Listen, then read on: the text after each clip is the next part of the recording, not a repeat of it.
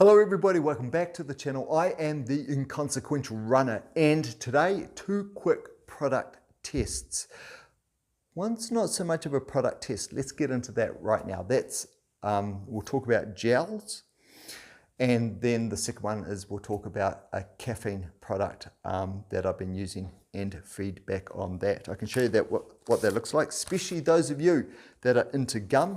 It's Sustain Gum. So I'll talk a little bit about that because I'm a big gum fan, but I'm not sure I'm a caffeine fan, but I'll talk about that product in a second. Now, what I was originally going to do was trial a whole bunch of different gels and give you feedback. But look, so many people have done that. So what I'm going to do instead is talk about a couple of gels I've used. I'm not going to rate them.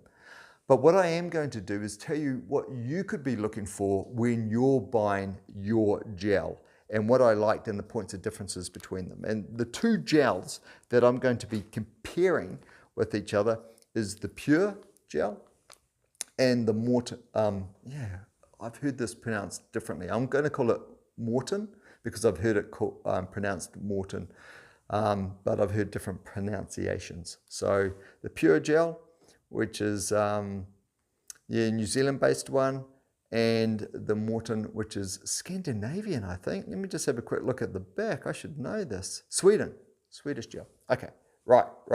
So when you're buying a gel, here's a couple of things to think about. Firstly, you've got the weight of it. So the Morton gel, 100 grams of carbohydrates in it, which is the same as the Pure gel, 50 grams, 40 grams, okay? Now you're going to say 10 gram weight difference, so what? You're probably right, doesn't mean anything. Secondly is the packaging. With the Morton, it is recyclable, especially in New Zealand. It's plastic number 7 that is recyclable, but with the Pure gel, it is not recyclable. Now, I'm not going to say one's better than the other. What I'm saying is there's a point of difference between these two. You decide what you want and check that out on the gel that you want to try. Now, quick tip, you know this. Don't be scared to try your gels. In fact, I implore you to try your gels on training runs. You don't want to be using a gel for the first time in a race because the way it's going to work with your stomach, you want to know that. Some gels will work really well for you, some might not, or all gels will work well for you and none won't work. Or conversely, you might be sensitive enough where most gels don't work for you. So try a range of them. Now, with that said, if you want to know where to start, I would suggest this particular brand, Morton. Really great gel. Another point of difference between the two, the Morton gel has sort of chunky bits in it, globules, if you like. Now, I like that because what it means is I can hold something between my teeth until my breathing feels right, and then I can bite and swallow it. And it feels it's nice to have something with a bit of bite in it. It's still a liquid in a way, but quite a thick sort of jelly-like where you can actually bite it. So it's not hard to eat, but it's easy to control, and it's nice to have something to bite on because when I'm running, then it's usually just the gel, maybe a few dried fruits, but just the gel and water. So it can be quite liquidy. So with something like this, as opposed to your standard gel, which is pure liquid, this has got some sort of chunky jelly bits in it. I like that. As I say, I could hold some bits between my teeth, wait till my breathing was right, and then bite and chew, where sometimes you lose a bit of control with the gel coming down. Then you've got the entry at the top. So when you're buying your gels, see how easy it is to enter. With the Morton, it rips really easily. And with the type of packaging, if you've got sunscreen and sweat and stuff all over your hands, it still rips really easy. With some other brands, not so much Pure. Pure wasn't too bad, but some other brands I find impossible to open. It's really sort of wrenching teeth stuff. Morton never had to do that. Could always rip it open with my fingers. The other thing too is you can see with the Morton, big throat on it when you open it up, which means it's really easy to get the gel out. Where something like the Pure, you can see that there's this sort of, would you call it embossing, where it's pressed to the middle and it's got a small throat. The other thing too, and let me see if I can bring this up so you can see it. Oh no, I don't think it's going to focus. Yeah, maybe there. You see this plastic. So also check with the gel, you're getting a clean rip. With the Morton, clean rip.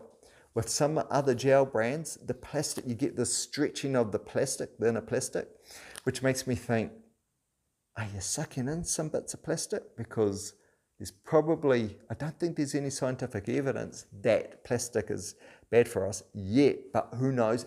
I think it's probably better we're not consuming it. So also think about the throat. How easy is it to peel? And is there any chance that you're going to be actually soaking up some of the packaging? Okay, so we've talked about the weight, we've talked about the calories. We're testing it's easy on the stomach, whether it's recyclable, how big the throat is, where it's made, of course. So the stuff in New Zealand, probably, going from New Zealand to New Zealand, a lower carbon footprint, where something like the Morton, maybe a higher carbon footprint coming over. Cost, of course, this is expensive, this is relatively cheap, good value. Oh, look, I am not going to put these two head to head and go choose this one over this one. They are both good. I've had some other gels, not good, not going to mention them.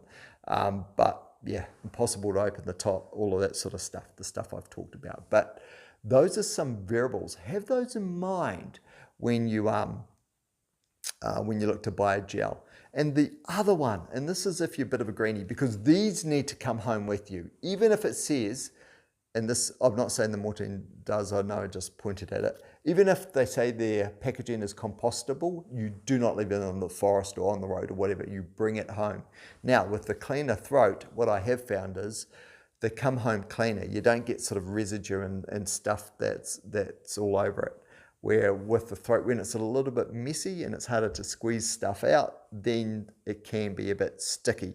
Now, that can be a combination of the throat and also the contents inside. So yeah, just another thing to be aware of. Right, that's it. I hope that helps you with some of your buying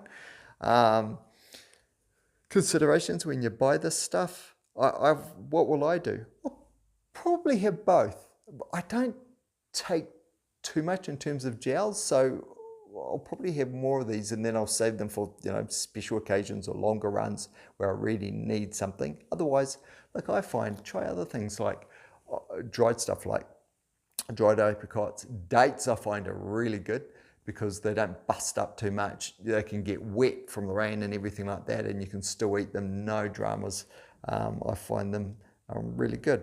Oh, I said Sweden. They're made in Denmark. All right, it's too late. It's too late for me to correct that at the start. Okay, that's it. There's some considerations for you buying gels. Okay, the final one. Let's talk about Sustain gum really quickly. I am a gum fan, but I'm not a caffeine fan. Caffeine doesn't seem to work well for me. So Sustain gum, I thought I'd try. In New Zealand, we're talking about $8.50 for this packet. And you get 12 pieces of gum inside. Each gum has 50 milligrams. Look, if you're a fan of gum and a fan of caffeine, I'd say give it a go. Give it a go. Caffeine can be quite bitter, but this gum was quite nice to consume. It's your normal sort of pellet size. So think of your normal sort of pellet, hard coated on the outside. Of course, because it's 50 milligrams of caffeine per gum, I think you maybe only need one, maybe pop two. But because it's got the caffeine, when you bite your pellet, half of it disappears in your mouth almost straight away. So the gum part is a very small portion of the actual pellet because the rest of the pellet is probably where you're taking in the caffeine. So can you take it in some other way? Yeah, you can. It's probably an expensive way to take it in, but it's a bit of fun. And if you love a minty sort of flavor and it freshens you up at the start, that might be something worth considering too. So that's your Sustain gum. What I like about this is they have talked about that it's plastic and sugar free. So, and I think that includes the packaging as well, of course. So yeah, it was a good little unit. It was a bit of fun. Okay, all right, that's it. That's it from me. Any questions that you've got, just put them in the comments below. Oh, one quick thing just before we wrap. You're going to ask how long does the flavor last in the gum? I didn't time it, but I can say it was a fairly long time. Didn't disappear too quickly. So if it's something you want to chew on the way to the race and it's a 20-minute drive, I think you're going to be sorted. No dramas at all. That's it. I'm out of here. Hit like, hit subscribe. I told you before, every time the subscribe numbers go up, my mum loves it. She thinks I'm famous and I'm on TV. But yeah. Catch you in the next one. Bye.